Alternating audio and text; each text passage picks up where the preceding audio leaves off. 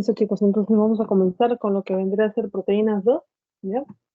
Y como les decía, no vamos a hacer bastante énfasis en este ciclo de la urea.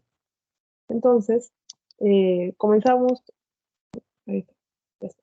Comenzamos con lo que vendría a ser la definición, ¿ya? Bueno, voy a dejar las cosas acá para hacer resumen con la definición, ¿ya? Primero, acá tenemos a nuestra molécula de la urea, ¿ya? Que va a tener justamente estos componentes. Ahí tenemos el carbono, ¿no? Que va a estar unido a este grupo, amonio, ¿no? Y justamente va a estar, bueno, va a ser la parte nitrogenada, ¿ya? De él. La otra parte nitrogenada va a venir de un aspartato, es decir, de un eh, aminoácido, y el otro, ¿no es cierto? El oxígeno vendría a ser básicamente de un bicarbonato, ¿no? Eso ya lo vamos a ver por aquí. Entonces, tenemos que el ciclo de la urea, ¿no es cierto? Va a ser básicamente un ciclo, ¿no es cierto? Una secuencia de reacciones sucesivas, ¿no? Que básicamente se va a producir a partir del amoníaco, ¿ya? El bicarbonato, así como el amino del aspartato. Ya, para que no se confundan, ¿no? Voy a hacerles otra vez el énfasis acá de los nombrecitos, porque a veces incluso en distintas bibliografías, ¿no? Pueden usar uno como otro, ¿no? Pero siempre tengan en cuenta esto, ¿no? Si acá tengo mi NH2 y está unido a una cadena de algo o una molécula o algo como esto, ¿no es cierto? Se llama amino, ¿no? Es una ramita, amino.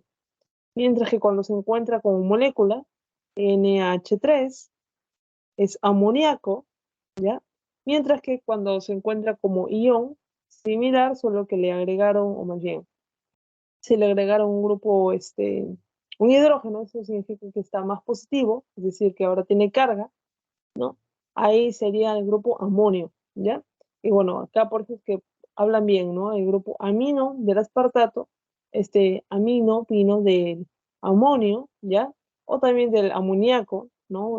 Donde haya sido la fuente de nitrógeno, y el otro, bueno, pues ya de el bicarbonato, ¿no? Siempre con el negativo ahí. Ya, entonces, ¿qué es lo que va a pasar? ¿No?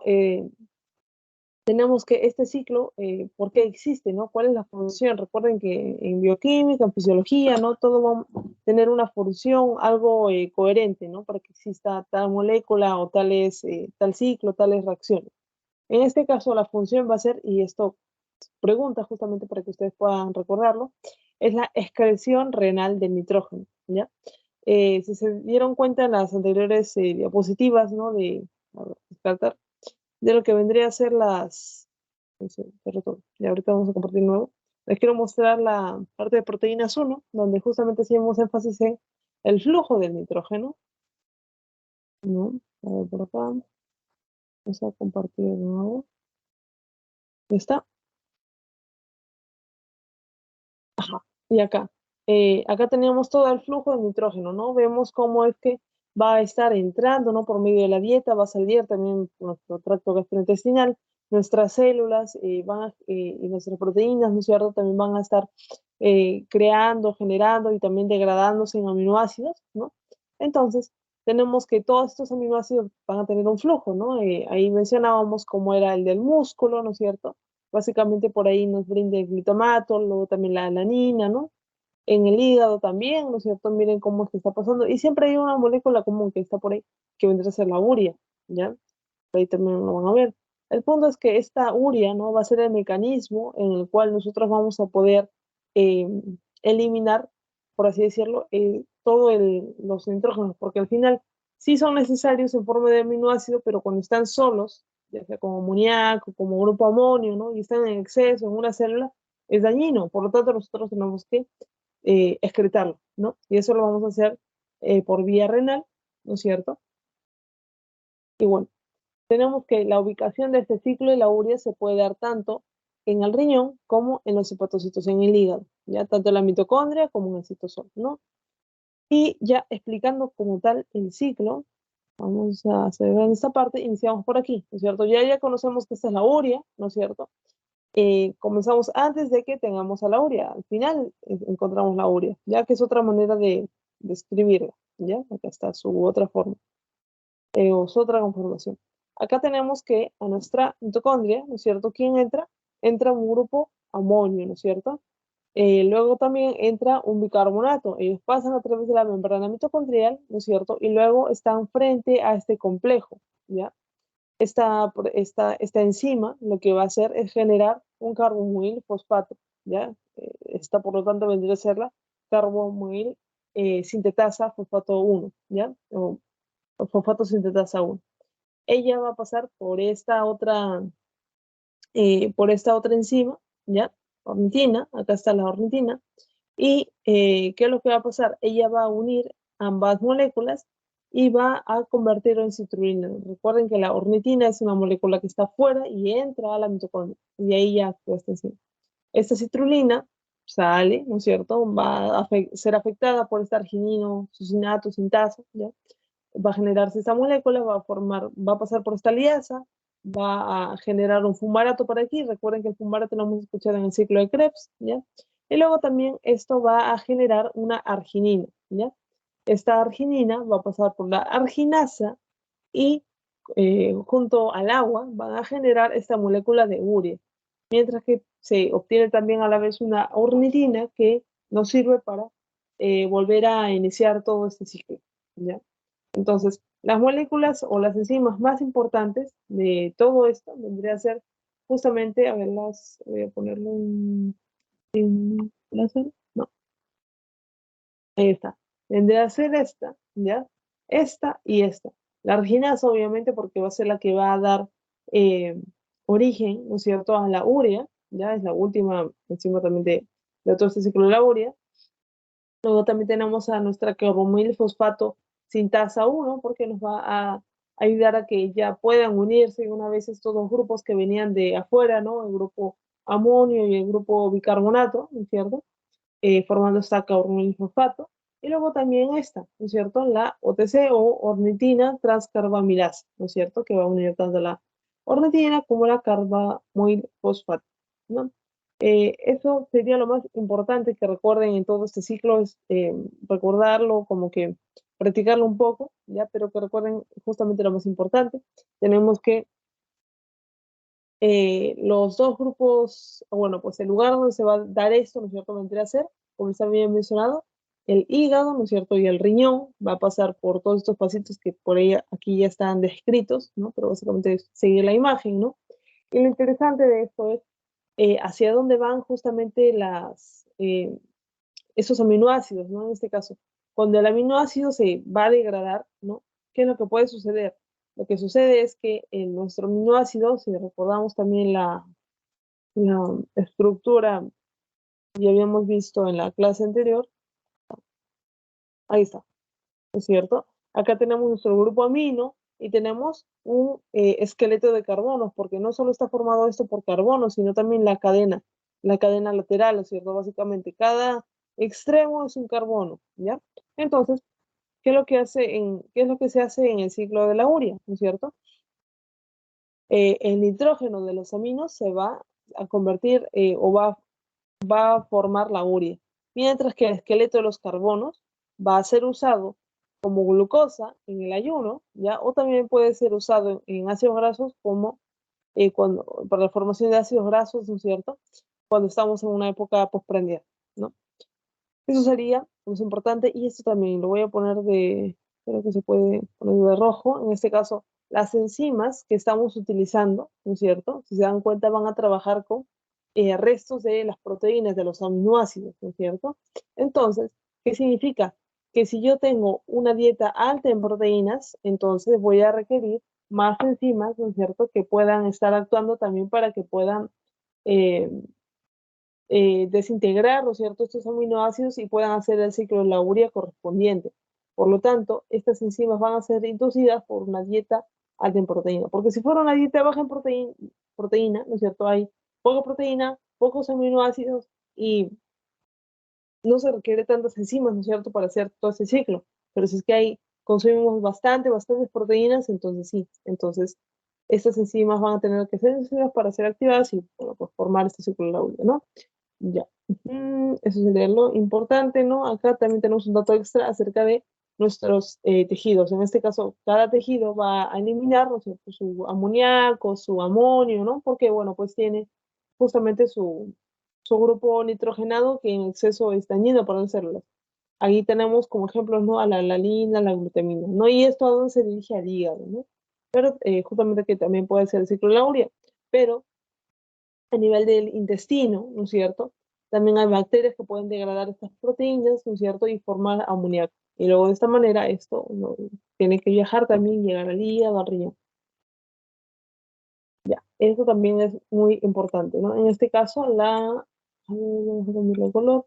la enzima limitante, ya el paso limitante, o la enzima limitante de la velocidad, etcétera, reguladora del ciclo metabólico, vendría a ser esta, la CPS1, la carbamoil fosfato sintasa 1, ya esta, la primera. ¿Sí? Ahora si pasamos, esto básicamente es para que ustedes puedan repasar, ya, empiezan con justamente la carbonilfosfato, que vino de un bicarbonato más un grupo amonio, ¿no es cierto? Ahí está la enzima, ¿no? La primera enzima. En números están las enzimas, ¿no? Y bueno, pues ahí tienen la citrulina, ¿no es cierto? Que se forma a partir de esta molécula más ornitina, etcétera, ¿no? Entonces ahí ya ven cómo es, ¿no? Ya recuerden el fumarato, que es uno de las partículas, ¿no es cierto?, que se está desprendiendo, ¿no? Moléculas. Ahora, con respecto al ciclo de la regulación, ¿no? En este caso, acá tenemos, ¿no?, que nuestra enzima reguladora, ya sabemos quién es, ¿no? La carbonilfosfato sintasa 1, pero también tenemos a alguien que la va a activar, la N-acetilglutamato, va a ser el activador de esta enzima. ¿Y cómo lo hace? Bueno, acá tenemos nuestro acetil-CoA, ¿ya? Junto con el glutamato. Cuando se juntan por medio de la N-acetilglutamato sintasa, ya va a formar el N-acetilglutamato. Y este va a ser el que active a la enzima carbonilfosfato sintasa 1. Si no está ese, entonces ella no va a estar activa y no va a poder pasar esta primera reacción, ¿ya? Así que es necesario. Luego tenemos que las enzimas de la urea, como ya lo había mencionado, ¿no?, van a ser, del ciclo de la urea, van a ser inducidas por la dieta alta en proteínas, ¿ya? Eso, y bueno, pues por acá tenemos otro ejemplo, ¿no?, de dónde están estos nitrógenos, ¿no? En este caso, acá tenemos a nuestro glutamato, ¿no es cierto? Acá tiene su grupo amonio normal, ¿no? Eh, y bueno, pues luego, se puede transformar justamente en esta glutamina, ¿no? Eso, bueno, es un intermediario, ¿no? La cosa es que el glutamato pasa a ser glutamina como cuando ingresa a un grupo de amonio y bueno, pues ella la va a transportar, como que la va a ocultar por un momento, pero al final igual no, tampoco podemos llenar tanto de glutamina. Al final todos ellos, ¿no?, van a tener que, el exceso de estos nitrógenos van a tener que pasar por el ciclo de la urea, ¿no? Y acá vemos otros ejemplos, ¿no?, de cómo es que todos estos están pasando está sucediendo el flujo de los nitrógenos, ¿no? En este caso acá, dentro de los aminoácidos, ¿no es cierto?, el glutamato, ¿no? Luego por ahí también está la alanina, ¿no es cierto?, que contiene, pero al final miren cómo todo, ya sea que pasen por el músculo, sangre o hígado, miren dónde termina, en el ciclo de la urea, ¿no? ¿Qué cosa? El grupo amonio, ¿ya? Ya, esto también es muy importante, muy, muy importante. ¿Por qué? Porque esto nos va a evidenciar, ¿no?, cuánto es el nitrógeno, ¿no?, de la orina, cuál es el origen del nitrógeno el nitrógeno de la orina, ¿no? ¿Cómo lo entendemos esto? Con esta tablita. Miren, este es el nitrógeno ureico total, ¿no? La cantidad total de nitrógeno que hay en la orina. Ya, okay. Ahora tenemos que hay una cantidad X, ¿no es cierto?, en una persona normal, ¿no? Si esta persona consume más proteínas, ¿no es cierto? Como tiene proteínas, tiene aminoácidos, entonces tiene más nitrógeno, por lo tanto, tiene más nitrógeno ureico total, ¿no? Va a excretar por la orina más nitrógeno, ¿no? Y por lo tanto, si es pobre en proteínas, bueno, pues va a ser menor, ¿no? De 13 viene como fue 4. Lo interesante no es esto, porque ese es el nitrógeno total. Lo interesante son de dónde vienen esos nitrógenos. Acá viene el nitrógeno de la urea, acá está el nitrógeno del amoníaco, de la creatinina, ácido úrico y bla, bla. Entonces, el nitrógeno de la urea, ¿de dónde viene? O bueno, pues el nitrógeno de la urea, ¿ya? En una persona normal puede estar en 11,36. Mientras que si la persona come bastantes proteínas, miren cómo aumenta. Y si es pobre en proteínas, ya. Lo mismo sucede con el amoníaco, ¿no? El nitrógeno del amoníaco 0,4, aumenta 0,82 y 0,4 disminuye a 0,17, ¿no? En cambio, la creatinina, ¿no es cierto? ¿Qué es lo que pasa? Acá, miren, aumentó, sí, ¿no? Pero muy poquito, mira, de 61 a 64. Y de hasta el otro, ¿no? En pobre, 0,61, 0,60. Muy poco. Las variaciones son mínimas. ¿Por qué? ¿Por qué? Ese es el término con el que ustedes deben quedarse.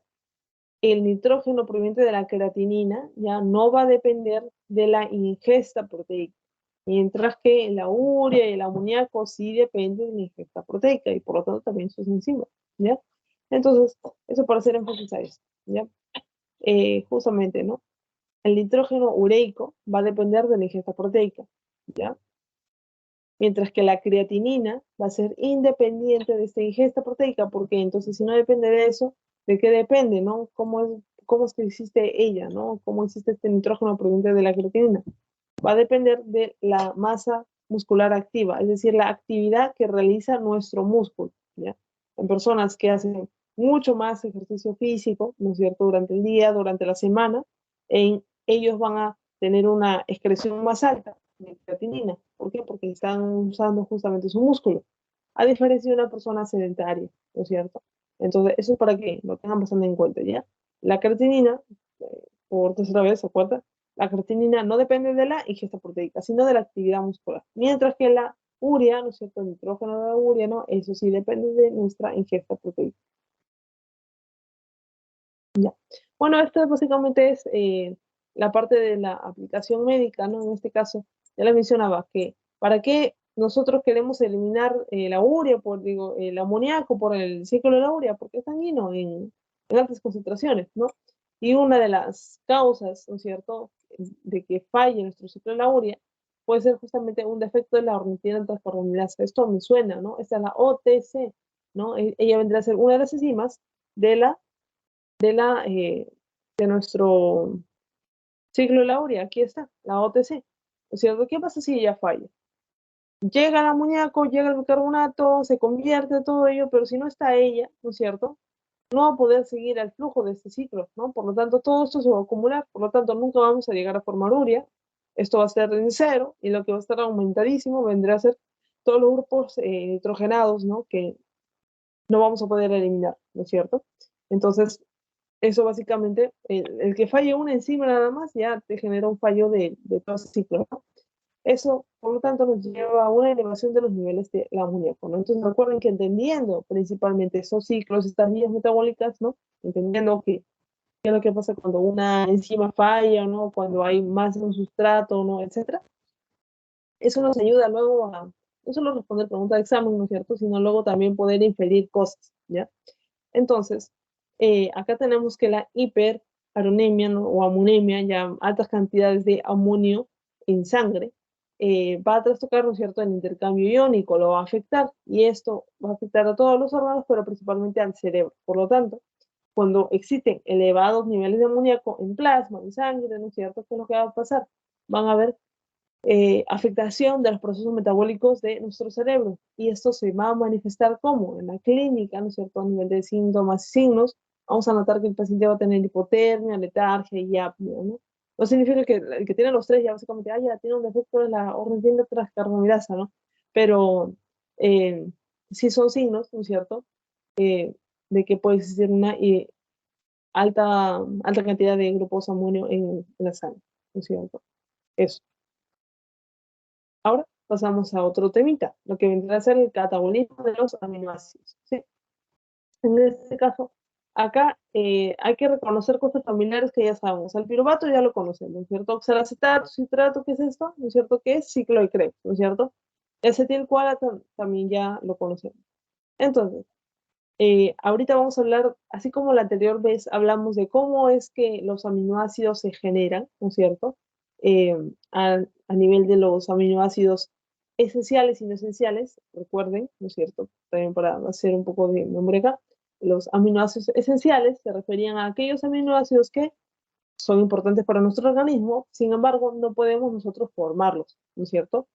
Por lo tanto, tenemos que obtenerlos sí o sí de la dieta. Por eso que para nosotros le ponemos la etiqueta de esenciales. Mientras que no esenciales también son importantes, sin embargo, sí los podemos formar, ya nosotros mismos en nuestras células, etc. Entonces, así como hablamos esa vez, ¿no es cierto?, de cómo generamos, sintetizamos, ¿no es cierto?, síntesis. Ahora vamos a hablar no de la parte anabólica, sino de la parte catabólica, de cómo los degradamos, ¿no? Entonces, acá, eh, ahí está. Acá vamos a diferenciar algunos aminoácidos según vayan a formar la parte del piruvato, ¿no? Sino también van a ayudar a la parte de formar cuerpos cetónicos, ¿no? En el caso, ¿no es cierto?, de lo que vendría a ser la leucina, ¿no es cierto?, y la lisina, ellos nos van a ayudar bastante a generar cuerpos cetónicos, ¿no? Esto ya los habíamos visto, ¿no es cierto?, el acetoacetato, ¿quién más? El beta-hidroxibutirato y la acetona, ¿no? Por lo tanto, ellos, ¿no es cierto?, a medida que se están degenerando estos aminoácidos que son proteínas, pueden terminar siendo cuerpos cetónicos. ¿Y cómo se le llama a los aminoácidos que terminan siendo cuerpos cetónicos? Se llama cetogénicos, porque recuerden que génesis, ¿no es cierto?, es inicio, es creación, formación de cuerpos cetónicos, ¿ya?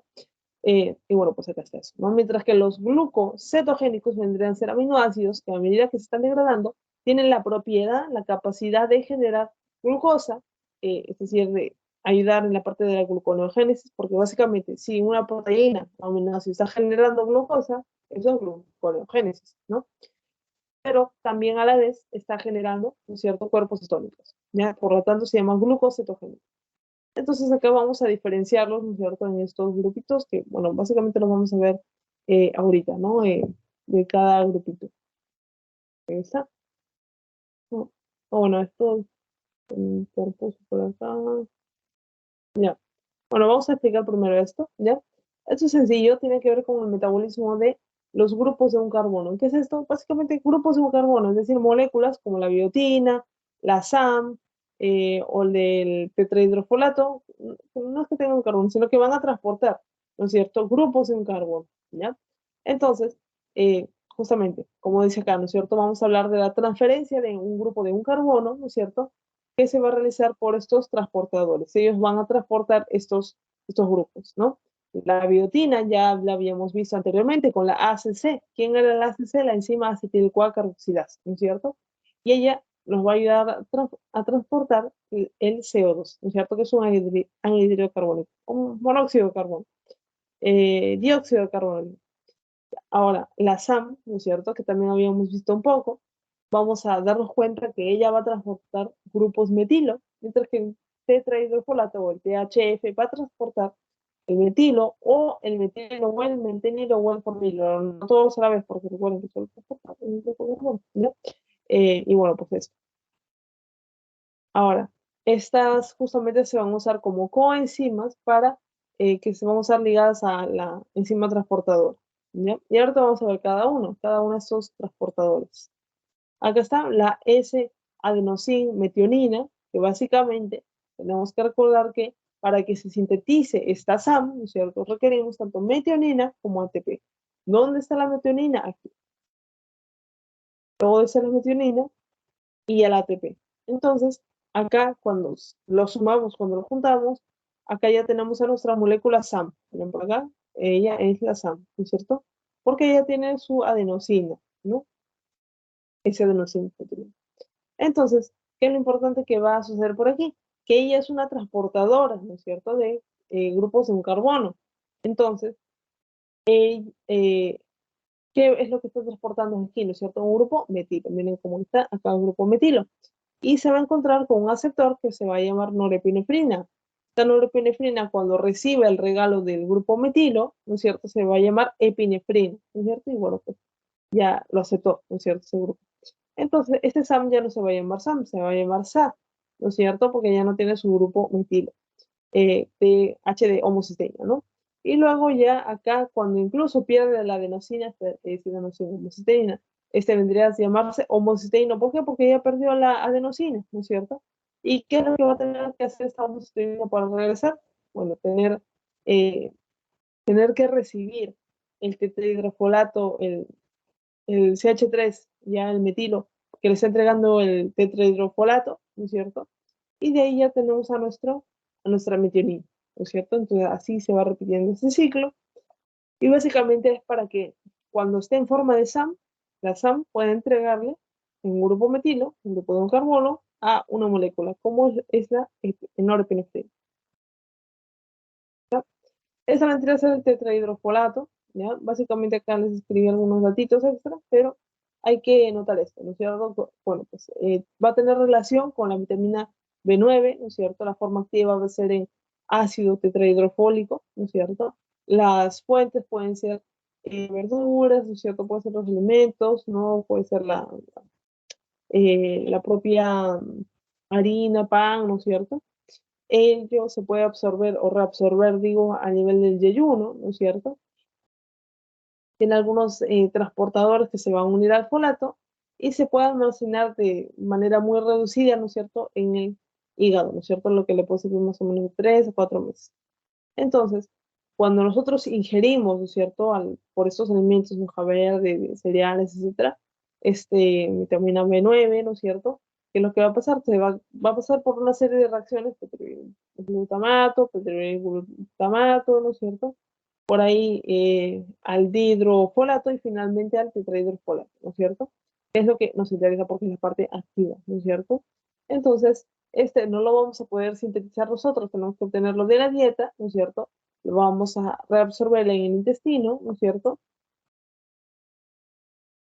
Y por acá vemos los grupos, ¿no es cierto?, de metilo de que podemos transportar. Acá habíamos dicho, ¿no es cierto?, que este tetrafolato puede transportar metilo, metenilo y formilo. Ahí están, ¿no es cierto? Acá está el formil, acá está el metenil y acá está el metileno, ¿no es cierto? Y acá vemos, ¿no es cierto?, todo este tetrahidrofolato, ¿no? Con la parte de glutamato por ahí, ¿no es cierto? Así como los orígenes, o no los orígenes, las funciones que pueden desencadenar cada uno de ellos, ¿no? Como el metilén, ¿no es cierto?, va a ayudar a formar la cadena lateral de la timina, ¿no es cierto? El metenil, que es diferente, va a ayudar a regenerar los grupos de metionina, ¿no es cierto? Mientras que el formil nos va a ayudar a formar el anillo de la purina, ¿no? Entonces, esto va a ser importante, son las funciones, ¿no? A ver, esto. Acá tenemos los aminoácidos como precursores, era lo que les decía, ¿no? Estos aminoácidos, a medida de que ya se usaron, ¿no? Y también pueden servir en la parte, pueden ser útiles o pueden seguir ayudando mejor al organismo, al metabolismo, ¿no? Transformándose en otros compuestos, ¿no? En este caso, siendo precursores, ¿no? En este caso, la serina, ¿no es cierto?, puede convertirse, ¿no es cierto?, en purina, pirimidina, esfingomielina, que más o menos ya lo conocemos esto por ácidos nucleicos, la esfingomielina la conocemos, ¿no es cierto?, por lo que vendría a ser la parte de los lípidos, ¿no es cierto?, es importante, ¿no?, a nivel de la mielina, etcétera, ¿no? Mientras que la eta-anolamida también, ¿no? Ahora, la serina, ¿no es cierto?, lo más importante y lo que se puede, es que se puede eh, desenvolver, transformar en un piruvato, ¿ya? Y recuerden que el piruvato va a estar justamente relacionado con nuestro, no solo ciclo de Krebs, sino con la parte de generar, de utilizar las glucosas como tal, ¿no? Y por lo tanto, si estamos partiendo de aminoácidos, ¿no es cierto? Entonces ya estamos viendo que va a tener eh, de proteína, ¿no es cierto? Está pasando a ser carbohidrato, acá básicamente, así como acá de proteína pasó a ser aminoácido, ácido nucleico. Eh, Acá estamos viendo una transformación a nivel de gluconeogénesis, ya es lo más importante. Estos aminoácidos ambos van a ser gluconeogénicos, ¿no es cierto? Porque van a terminar transformándose en piruvato, ¿no? Y aparte de otras cosas como el glutatio, la creatina, que ahorita vamos a explicar, ¿no? Y así, ¿no? Pero es lo más importante que en esto que se acuerden, ¿no? Serina y glicina gluconeogénico. ¿Por qué? Se transforman al final en piruvato. Ahora, ¿qué es el glutatión? ¿No es cierto? Esto incluso lo vimos un poco cuando hablamos de estrés oxidativo, ¿ya? El glutatión, bueno, cuando hablamos de estrés oxidativo a nivel de los antioxidantes. Justamente acá lo dice, ¿no es cierto? Vendría a ser un principal antioxidante, ¿ya? Y bueno, pues él nos va a ayudar, nos va a proteger contra el estrés oxidativo, ¿no es cierto? Porque van a activar los peróxidos. ¿Cómo va a hacer eso? Porque va a catalizar, ¿no es cierto? Va a ayudarnos, ¿no?, con la glutatión reductasa y va a hacer que justamente, ¿no es cierto?, estos radicales libres no sigan afectando, ¿no? Entonces, y eso también para que usted pueda recordar, ¿no es cierto? Básicamente nosotros tenemos los, acá está, los radicales libres, que vendrían a ser, por así decirlo, los malos, porque van a ser estas moléculas inestables que van a estar afectando, ¿no es cierto?, a las paredes, a las membranas celulares, a las proteínas, etcétera, ¿no es cierto? Y bueno, pues estos radicales libres, ¿no es cierto?, van a estar eso, ¿no? Dañando. Mientras que tenemos por otro lado a los antioxidantes, ya que van a ser buenos, por así decirlo, ¿ya? Y por lo tanto, estos antioxidantes, ¿no es cierto?, ¿qué van a hacer? Le van a regalar, ¿no es cierto?, algunas moléculas, los electrones que les falte a estos radicales libres para que se calmen, ¿no es cierto?, para que sean más estables. Entonces, a ver, acá tenemos el balance, ¿no es cierto?, de lo que vendría a ser nuestros radicales libres y antioxidantes. Cuando hay bastantes radicales libres, entonces a esto nos referimos con lo que vendría a ser el estrés oxidativo, ¿ya? Entonces, eso es a lo que se refiere. Para ello, uno de los que combate bastante este estrés oxidativo vendrán a ser los antioxidantes. Y ahí está aquí el glutatión, ¿ya? Ahora, hablando de su parte molecular, ¿no? Vemos que tiene un origen de glutamato, ¿no es cierto? Tiene interacción con la cisteína, glutamina y cisteína, ¿no es cierto? La glicina también. Y luego tenemos acá por fin a la molécula glutatión. Miren su forma. Ahora miren esta forma, ¿no? Miren esto, por acá y por acá. ¿Qué es lo que pasó por acá? ¿No es cierto? Tenemos a glutatión disul fijo, básicamente, que tiene que ver con que dos moléculas de glutatión se han unido, ¿ya? Por eso les mencionaba que reconozcan esta forma en el otro lado, ¿no es cierto? Acá tenemos un grupo sulfidrilo, ¿no es cierto? Porque es SH, mientras que solo tenemos S y S, ¿no es cierto? Se han unido y bueno, pues ahí ya tienen esto, ¿no? Entonces voy a borrar esto para explicar un poco más. Ya está. Entonces, Entonces, este glutatión, ¿no es cierto? Cuando se oxida, se convierte en un glutatión oxidado, ¿no es cierto? Pero el glutatión oxidado no me sirve, ¿ya? ¿Por qué no me sirve? Porque justamente el grupo sulfidrilo es la parte activa del glutatión. ¿Y qué es lo que quiere hacer el glutatión? Quiere combatir el estrés oxidativo, pero si no tiene su parte activa no va a servir. Por lo tanto, no tiene acción biológica y lo que se requiere es ser reducida por una glutatión reductasa, ¿no es cierto? En presencia de NADPH, ¿no es cierto? Para convertirse en una glutatión, ¿no? Eso. Ahora, la creatina, ¿no es cierto? Acá tenemos que el lugar, ¿no es cierto?, va a ser el riñón, eso también es importante. Y ya les había mencionado que a nivel de la creatinina, ¿no es cierto?, estos niveles, ¿no es cierto?, de creatinina en orina, que básicamente es lo que se va a excretar, no tiene nada que ver con lo que entra en ingesta proteica, sino que tiene que ver con la actividad muscular, y eso es lo que acá podemos ver en este ciclo. Acá empezamos, ¿no es cierto? La arginina, ¿no es cierto?, que entra a ser un aminoácido, cuando está en el riñón, ¿no es cierto?, y tiene contacto con la glicina, ¿no es cierto?, se convierte en ornitina, y de ahí esto ya lo habíamos visto, ¿no es cierto? Y de acá se convierte en guanido acetato. Este guanido acetato en el hígado, miran acá viene una SAM, y luego viene una SAH, que significa que le dio un grupo metilo, ¿no es cierto? Y acá lo pueden ver, ¿no es cierto? Vieron que entendiendo la parte anterior, podemos entender incluso estos gráficos, estos esquemas, acá lo convierte en creatina. Esta creatina, ¿no es cierto?, del hígado se va a poner en contacto con la creatina fosfatoquinasa, ¿no es cierto? Y bueno, esto también ya las conocen ustedes, ¿no? Por la parte de que vimos en enzimas, ¿no? Del músculo, ya del músculo cardíaco, eh, del que vendría a ser el cerebro, ¿no? Entonces, acá tenemos, ¿no es cierto?, que esta creatina fosfato va a terminar creando una creatina fosfato, fosfatoquinasa y creatina fosfato. Y por último, acá hay una reacción no enzimática que va a eh, botar agua, ¿no es cierto? Un grupo de fósforo inorgánico más la creatina, ¿no es cierto? Entonces, básicamente siguen la misma corriente, la creatina y la creatinina. ¿Y de dónde venían, no es cierto? Del músculo, ¿ya? Entonces, cuando nosotros hablamos de que hay más, ¿no es cierto? Creatinina en la orina, significa que existen también bastante actividad física, actividad muscular que está haciendo que se degraden más de estos aminoácidos, ¿no? Entonces, estos datos va a ser constante en los adultos, ¿no es cierto? Justamente eh, porque van a tener una masa muscular activa, ¿no? Y lo más importante es que esta excreción de creatinina nos va a servir a nivel renal, a nivel de fisiología renal, fisiopatología renal, semiología renal, laboratorio clínico, etcétera, etcétera.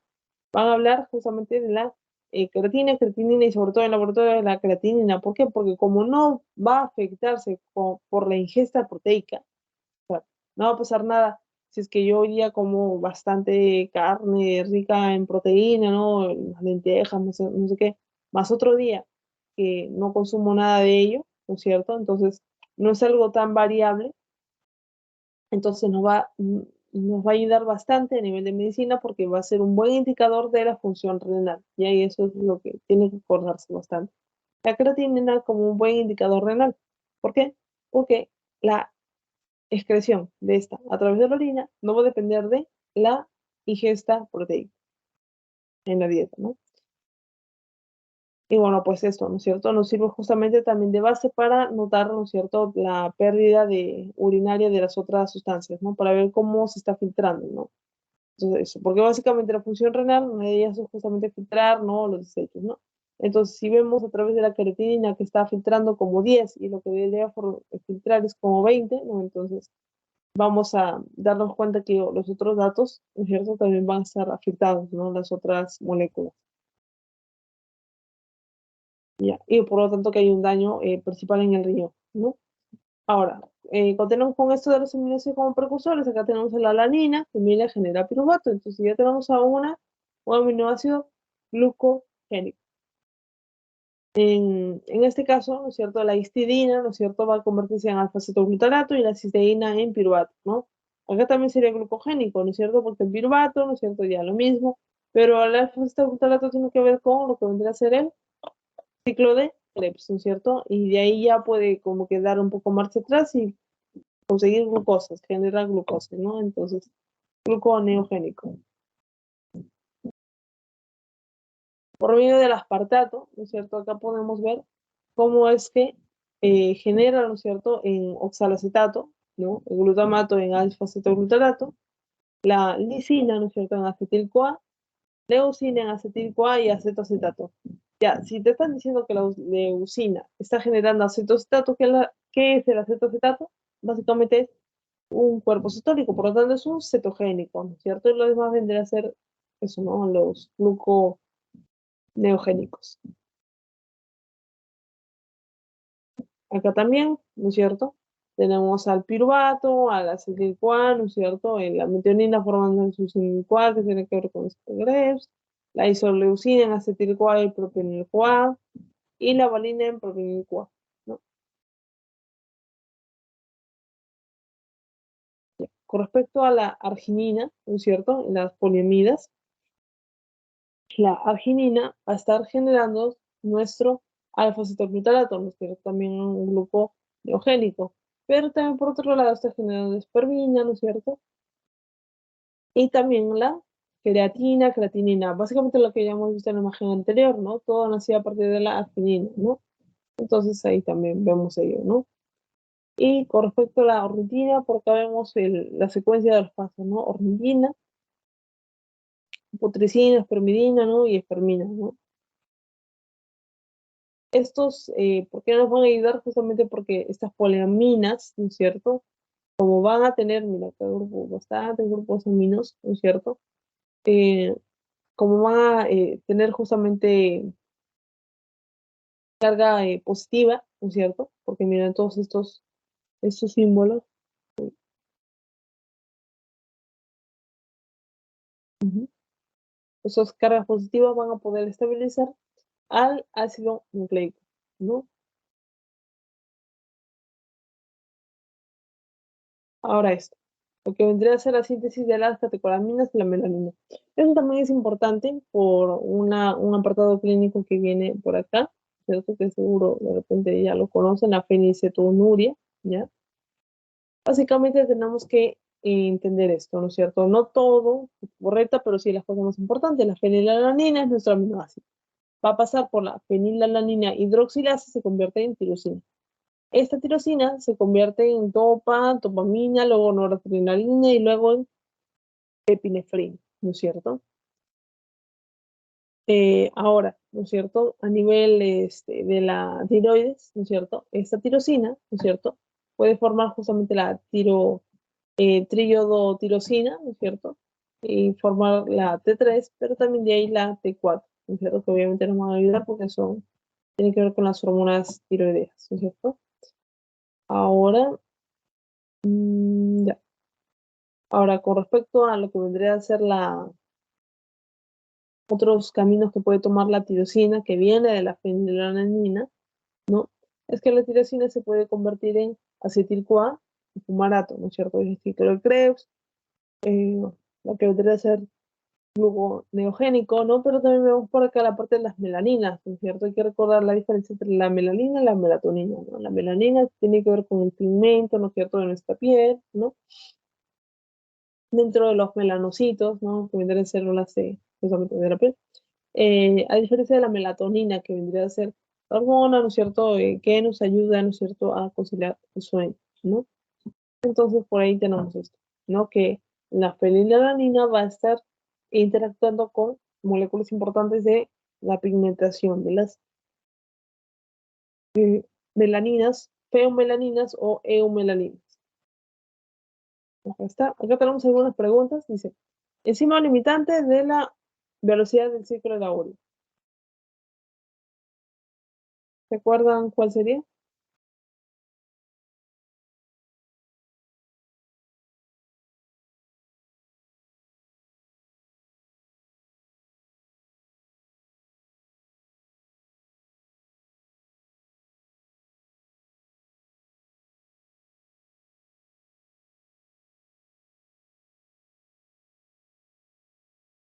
Ahí sería una enzima que tiene justamente eh, unas siglas, ¿no es cierto?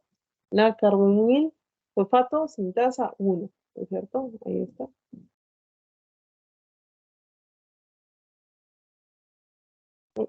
¿Cómo entra? Acá está. Esta es la enzima.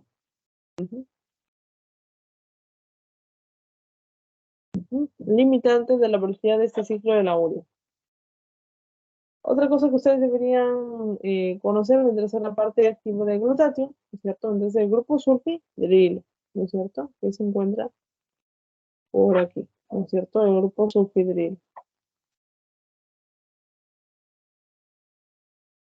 Ahora, la biotina como cofactor, ¿no es cierto? ¿A qué enzima ayuda? Ella es cofactor y habíamos hablado incluso de la enzima a la que ayudaba, era la ACC, ¿no es cierto? La acetil carboxilasa, ¿no es cierto? Por aquí. Acetil CoA carboxilasa, acá está, que tienen que ver con la génesis de los lípidos. Y por último, la leucina y la lisina son aminoácidos cetogénicos o glucocetogénicos.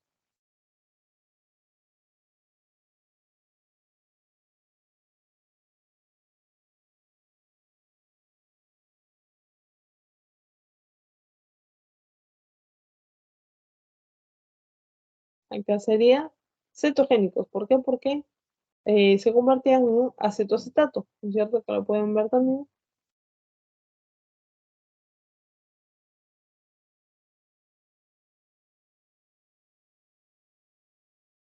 Pero acá también lo vemos, ¿no es cierto? Leucina y lisina son cetogénicos.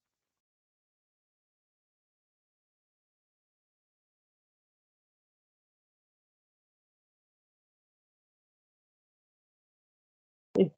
Entonces, con respecto a la fenilcetonuria, ¿no es cierto? ¿Qué es lo que tenemos por acá? Que tenemos a la deficiencia enzimática de la fenilalanina hidroxilasa. ¿Qué hacía ella? Ella transformaba fenilalanina en tirosina, es decir, la PAH, la fenilalanina hidroxilasa se convierte, está aquí, ¿no es cierto? PAH, o sea, por F en inglés, ¿no? Ya, entonces PAH. Ahora, ¿qué es lo que pasa? Si es que hay una deficiencia enzimática de esta, ¿no es cierto? Acá como indica la flecha, todas estas acciones, ¿no es cierto?, van a estar a la baja, ¿no es cierto? No va a haber síntesis de melanina, síntesis de tirosina, síntesis de proteínas, síntesis en la parte de la vía metabólica, catabólica para obtener energía, todo esto va a ir a la baja. Y lo que se está acumulando vendrá a ser la fenilalanina y por lo tanto también las otras vías que puede generar desde ahí, ¿no? La fenilteramida, ¿no es cierto? El ácido fenilpirúvico, ¿no es cierto? Y todos estos factores, ¿no? Y gracias a que esta enzima no está trabajando. Entonces, nos damos cuenta que todos estos otros factores como fenilacetato, fenilpiruvato, fenilactato van a ser tóxicos para el cerebro, ¿no? Por lo tanto, vamos a ver que en la parte clínica vamos a tener esa sintomatología también, ¿no? Van a haber convulsiones, ¿no es cierto? Van a tener estereotipias, van a tener hiperactividad, retraso principalmente, ¿no es cierto? También pueden tener incluso conducta autista, agresiva, ¿no? Agitación, pueden tener microcefalia, ¿no? O tener incluso hipotonía, ¿no es cierto? Dispasticidad y por lo tanto necesitar silla de ruedas, ¿no? Entonces, acá está básicamente lo que ustedes tienen que recordar, ¿no es cierto? La fenilalanina se va a transformar en tirosina por medio de la fenilhidroxilasa, llamada PAH, pero en esta enfermedad llamada fenilketonuria, ¿no es cierto? Va a haber un defecto de esta enzima y por lo tanto la fenilalanina, que viene de la dieta, ¿no es cierto?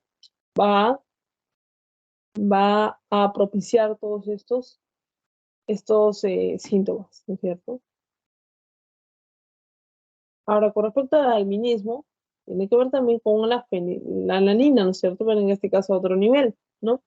En este caso, tenemos que transformar acá en melanina, ¿no? Y vemos por acá que para que pase eso, ¿no es cierto? Tiene que estar deficiente la enzima tirosinasa. Entonces, si la L-tirosina, que está por acá, para convertirse la L3, 3,4, dihidroxifenilalanina, etcétera, ¿no? Tiene que pasar por la enzima tirosinasa y ella se inactiva, no solo no se va a poder transformar en L-dopa, sino también no se va a poder generar, encontrar eumelanina, ¿no es cierto? Ni feomelanina. Entonces, ¿qué es lo que va a pasar? Va a haber albinismo, ¿no es cierto? Si no existen estos pigmentos, entonces va a haber mismo tanto en la piel, ¿no es cierto? Y ojos, oculocutánea o solo ocular. Ahora, ya con respecto a la prótesis endocelular, ¿a qué se refiere? ¿No? Básicamente a que nuestras células, ¿no es cierto? También pueden ir degenerando, degradando, ¿no? Las, ¿cómo decirlo, no es cierto? Estas proteínas, ¿no es cierto? Proteolisis. Entonces, esto lo va a hacer de diferentes mecanismos, ¿no es cierto? Primero, nosotros vamos a tener una cantidad de proteínas, ¿no es cierto?, en nuestra célula que van a estar ya sea en forma de estructuras, en forma de célula, ¿no? Usándose, generando aminoácidos o rompiendo aminoácidos, ¿no es cierto? Todo es dinámico, ¿no? Y bueno, pues ahí vemos que una dieta baja en proteína no nos va a permitir tener un equilibrio nitrogenado, ¿no? Entonces, ¿cómo es que sabemos que está existiendo, ¿no?, una adecuada degradación de la proteína muscular, ¿no? Eso lo vamos a saber por el hallazgo, ¿no es cierto?, de tener la 3-metilhistidina, ¿no es cierto? Ahora, ¿quién vendría a ser esta 3-metilhistidina? Vendría a ser aquella parte de las proteínas que siempre la degradación de los aminoácidos está, pero la 3-metilhistidina es como que ya no se va a poder eh, romper más. O sea, es lo que quedó. Y no, como no se va a usar tampoco, va a estar por ahí flotando, nadando. Entonces, si tengo, por ejemplo, 20 proteínas, ¿no es cierto? Y las estoy degradando. Y por lo tanto tengo más residuos, incluso si eran 20, ahora tengo 50 residuos. Pero 20 son 3-metilhistidina justamente porque hay uno, ¿no es cierto?, por cada proteína, por lo tanto me indica más o menos cuánto es la degradación muscular. Es un buen indicador de la degradación muscular, ¿ya?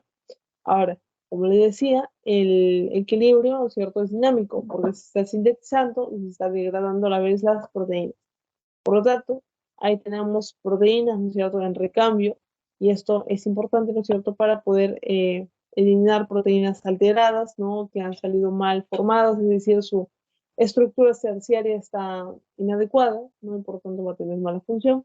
Pero también acá tenemos las proteínas que tengan un plegamiento defectuoso, o sea, todo está correcto, pero ya ese plegamiento me indica que tiene mal también una estructura terciaria, por lo tanto, van a ser tóxicas y por lo tanto tengo que degradarlas.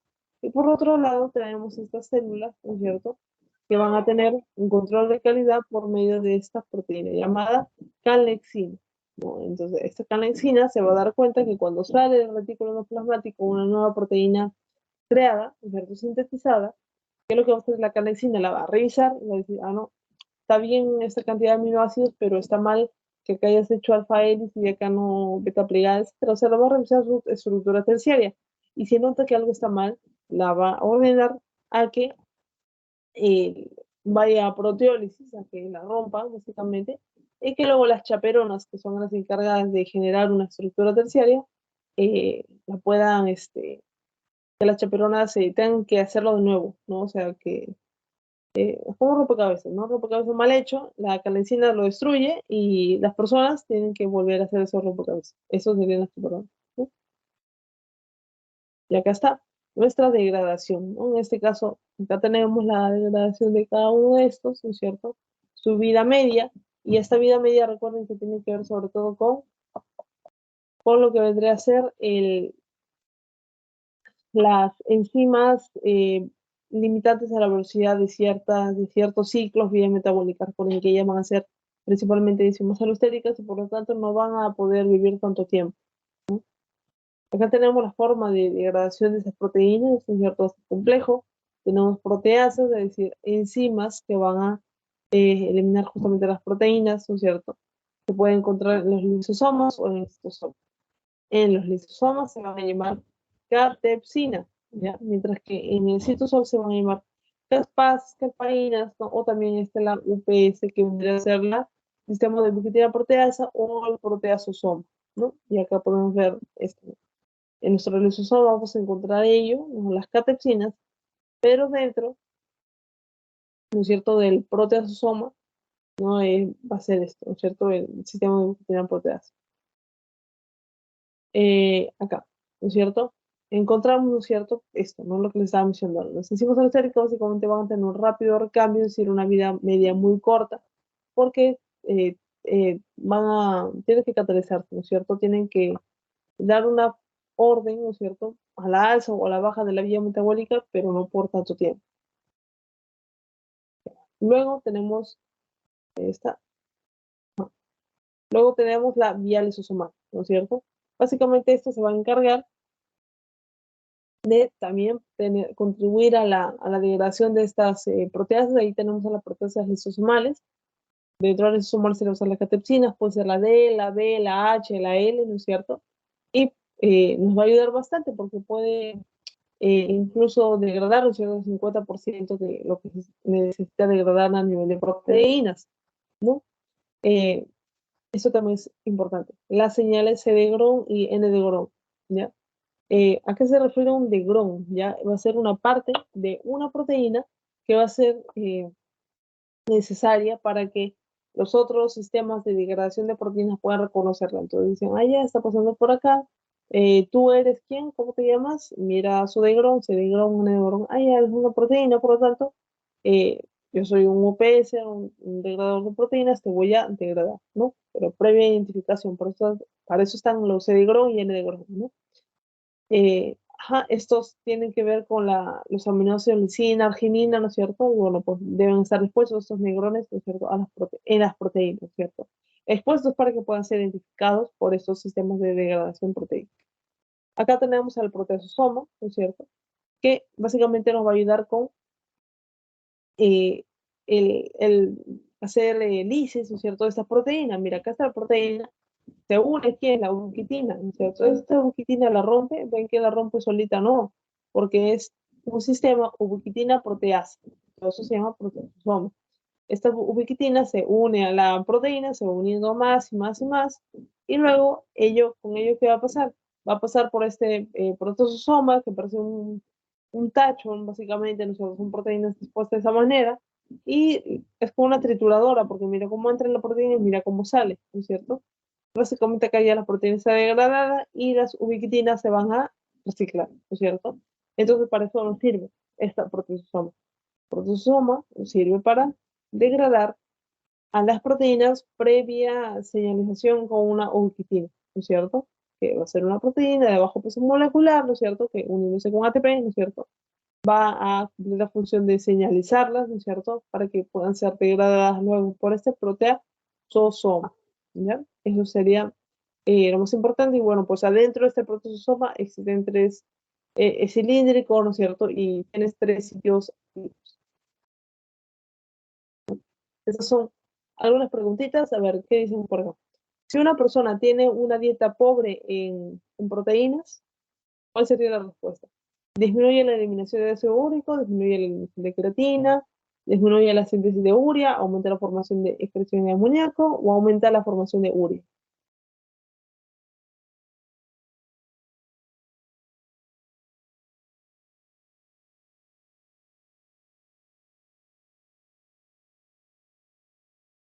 Recuerden que acá tiene una dieta pobre en proteínas. Lo que se tienen que acordar es que en algunos, ¿no es cierto?, va a afectar bastante la ingesta de proteínas y en otros no. ¿En quién no afecta? En la creatina, ¿no es cierto? Muy bien, entonces, acá lo que va a pasar, va a disminuir la síntesis de la urea. ¿Por qué va a disminuir la síntesis de la urea? Porque si esta persona no está consumiendo bastantes proteínas, entonces no tiene tantas proteínas, no va a tener que metabolizarlas, no va a tener que degradar tantas, por lo tanto no va a haber tanta actividad a nivel del ciclo de la urea. Acá.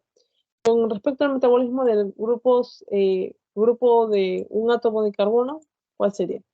Tenemos la S-adenosilmetionina, se forma a partir de la metionina, metiladenosina. La S-adenosilmetionina, la SAM, transporta grupos metilo y metilo, y etilo ya fue, ¿no es cierto? La THF, el tetrahidrofolato, se sintetiza en el hígado y en el músculo. Se sintetiza esto no es cierto, no se sintetiza, lo obtenemos de los alimentos. Tetrahidrofolato se forma a partir del folato y tetrapierrol.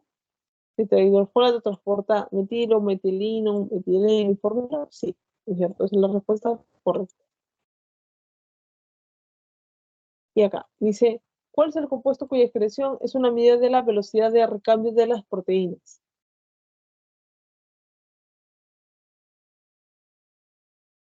O sea, ¿quién me mide qué tanto se está degradando las proteínas?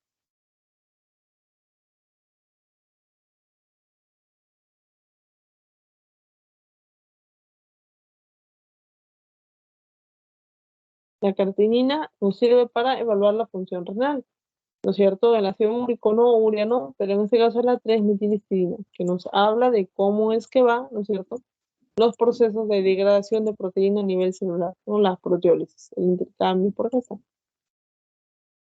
Acá está. Va a ser en una indicación de la degradación muscular, ¿no es cierto?, de las proteínas. Y la última, dice, dice la excreción de 3-metilhistidina depende del tipo de proteína ingerida. Los negrones se caracterizan por la presencia de glicina inserida, estos no eran. El N-negrón es una señal de recambio proteico. La ubiquitina hidroliza las proteínas alteradas, la U hidroliza ya. Y las capas de calpaína son proteínas lisosomales, no es cierto. La pepsina, sí, no es cierto. Por lo tanto, la respuesta es esta, ¿no es cierto? El C de negrón va a ser una señal de recambio proteico, ¿no? Que requiere justamente recambiarse, requiere pasar por un proceso de degradación. Entonces, como les había dicho, ¿no es cierto? Al inicio era una clase así cortita, ¿no? Ahorita les voy a pasar el post-test. Voy a... Un momento.